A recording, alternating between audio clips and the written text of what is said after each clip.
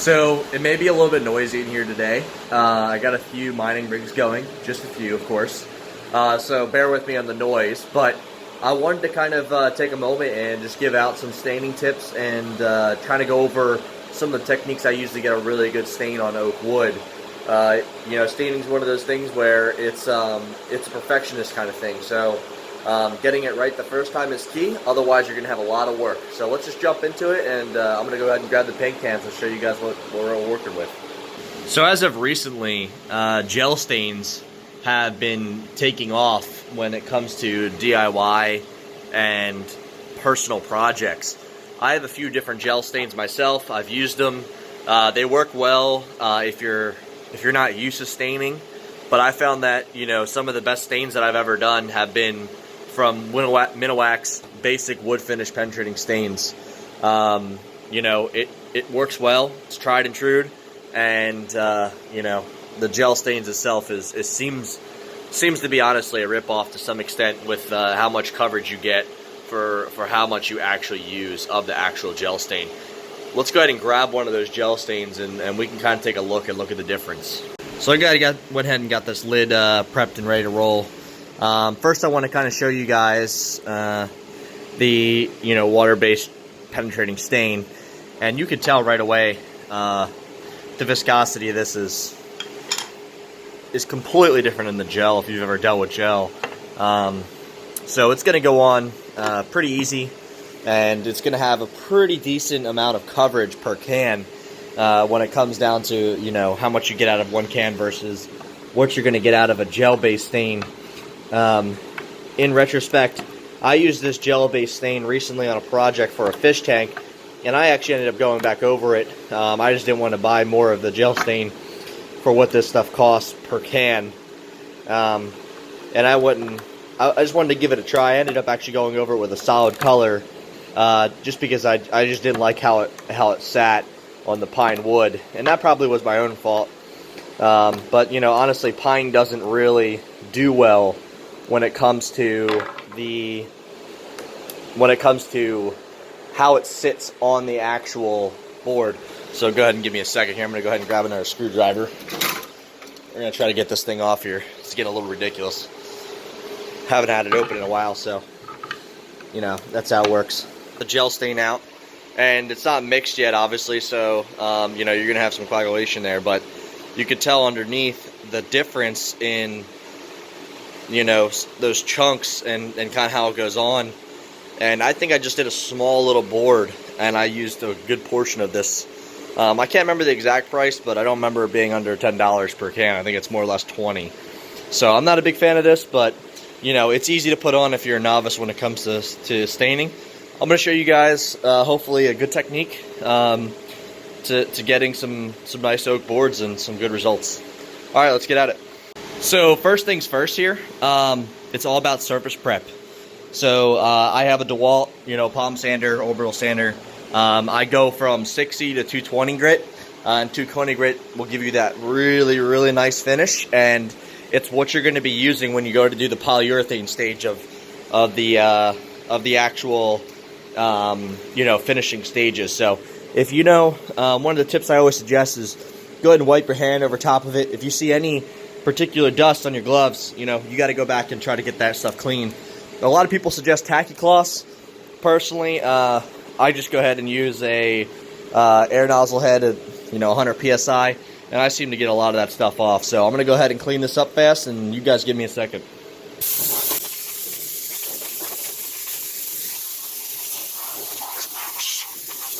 Now, a lot of that was already cleaned off. So I'm going to go ahead and grab my stain, which I have a custom mix of those two stains before, which is the honey and gunstock oak. And I always suggest you take the time and go ahead and label your stain and the percentage of the parts that you're going to use of that stain. In this case, I just used, you know, a general jar, ball jar, and you can pick these up at anywhere, pretty much Target, any craft store. But these work great for storing and mixing the stains. I personally have a Casey hardwood floor, so I was trying to match that as close as possible. And you'll notice if you look at the honey stains, and you look at the gunstock, you know, gunstocks are more traditional oak, where honey is that darker, more modern look, and it comes out great when it comes to trying to match the stain of acacia hardwood flooring. So solid tip is always write down the mix numbers, and that's going to help you in the future, trust me. When you come back looking in 2 to 3 years and you're like, oh, I need to do a part match, and you have a whole bunch of these laying around, you're going to have a hard time figuring out what's what. So step one is properly mixing your stain. So in this case, you'd be surprised how many people decide to go ahead and shake that stain can. Don't do that. You're just going to create a whole bunch of bubbles inside the stain, and it's going to lay on with a whole bunch of bubbles as well. You want to kind of reduce that, and it's a good habit not to do that, particularly with polyurethanes that are going to go ahead and lay down with bubbles as well, and you'll see that in your final product, surprisingly enough. I just grabbed a stick, go ahead and mix it up pretty good, and you're going to see some sediment left over, you know, probably some like little small wood particles left over, or even just the stain, you know, the stain's going to go ahead and collect on the bottom after sitting for, you know, 6-7 months. So you want to go ahead and mix that up and get that prepped.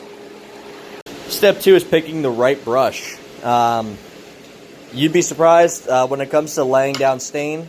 The right tool for the right job is key, and especially when you're talking about polyurethane, which you're going to have to use a white bristle brush, something for oil-based stain, oil-based slash polyurethane to lay down really nice clean coats and smooth coats. So here I just got, you know, a paintbrush that I've had for quite a bit. I always take good care of my gear, especially when it comes to paintbrushes, and they're going to last me a long time. These things aren't cheap. You know, a good you know, brush is going to cost you almost 10 to 20 bucks. So take good care of them after you're done cleaning them up. Just got it pretty here.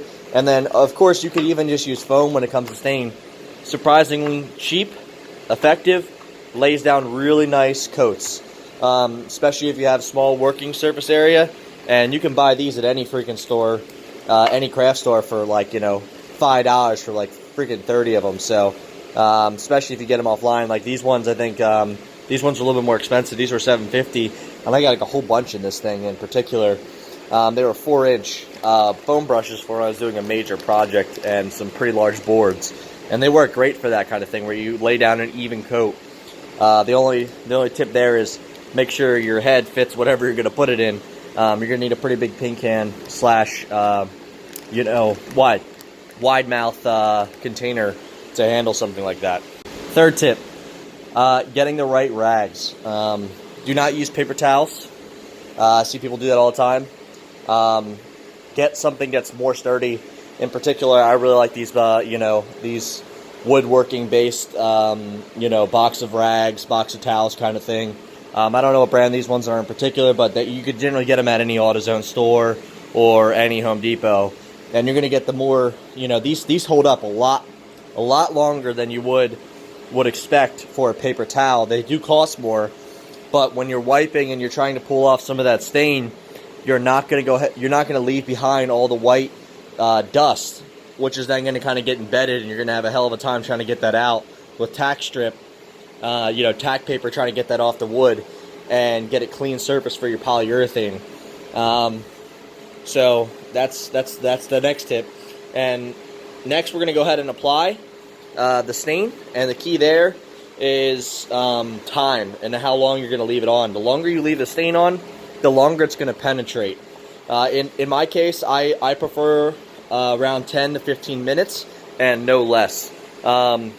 I don't think it gets an even coat otherwise, especially in knots and areas like that. So we're going to go ahead and prep for that, and we'll be right back. Okay, we're all set up. Everything's mixed, and we're going to go ahead and start applying our first stain coat. Like I said, if you let it penetrate long enough, you're not going to have to come back for a second coat, which is going to save you time. Always go with the grain. Very basic. Obviously, that's a standard, you know, painting tip in general. But you'd be surprised people don't go with the grain often, and that can come back to bite you.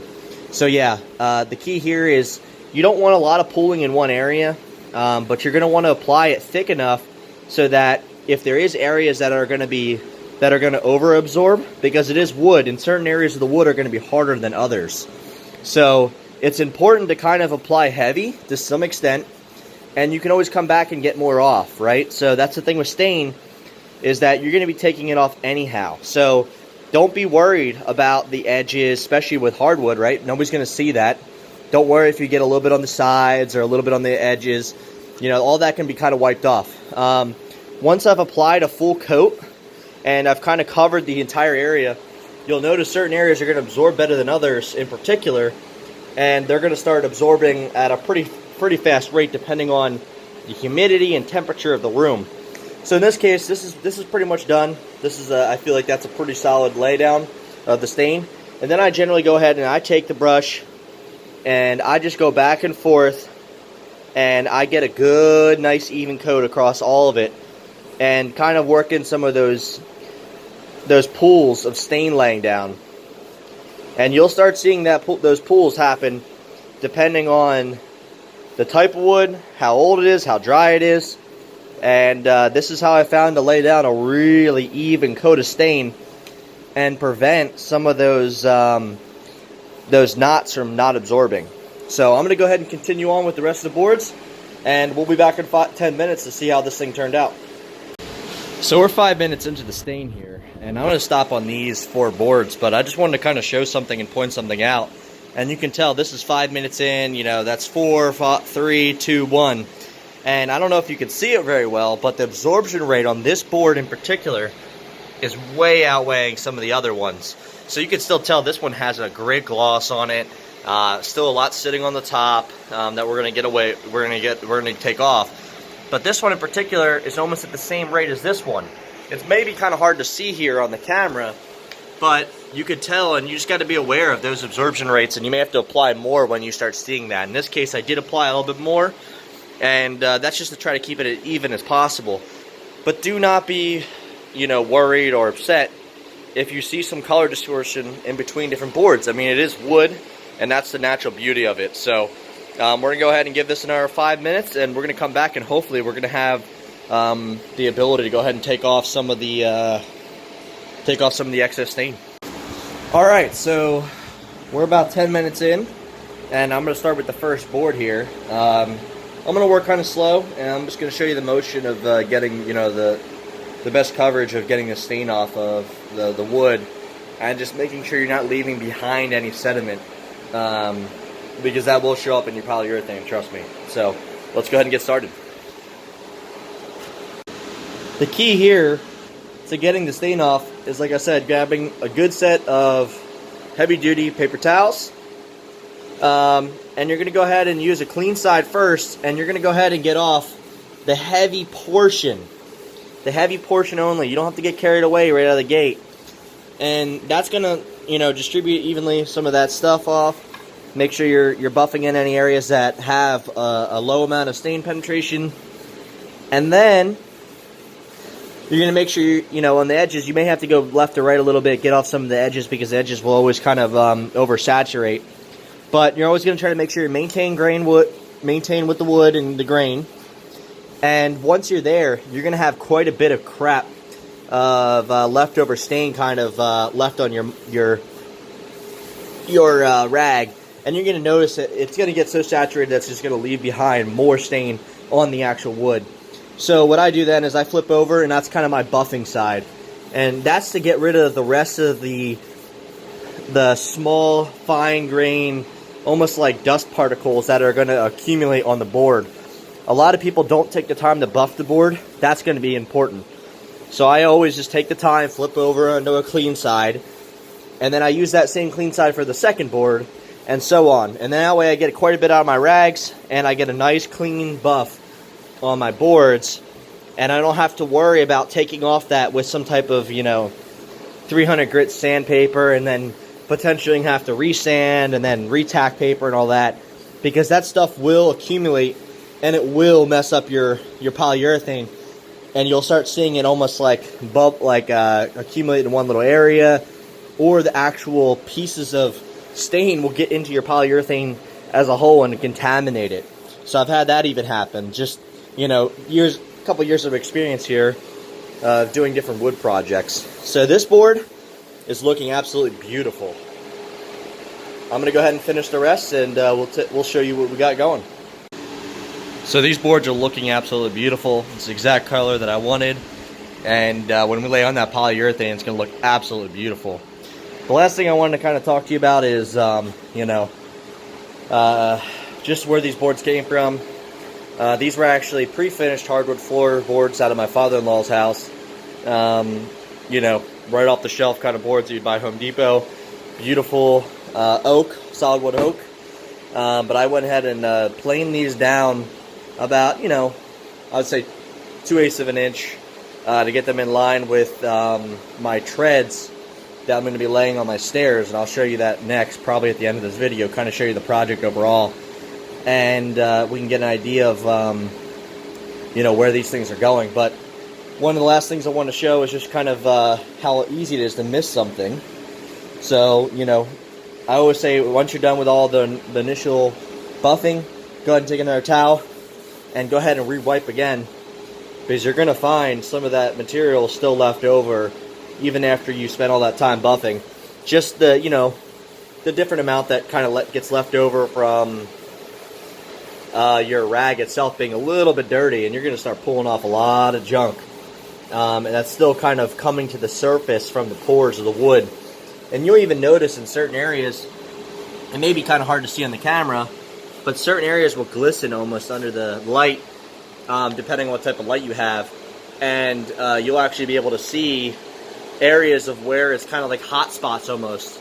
And it's really hard to see, but there's like one right here, definitely around these you know, knots.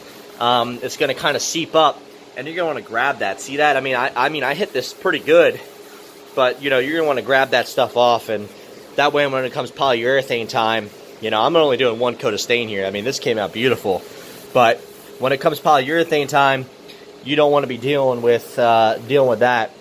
And you know, that's pretty much it. Hopefully I'll have another video up in like a week or so talking about polyurethane and some of the tips there to get a really beautiful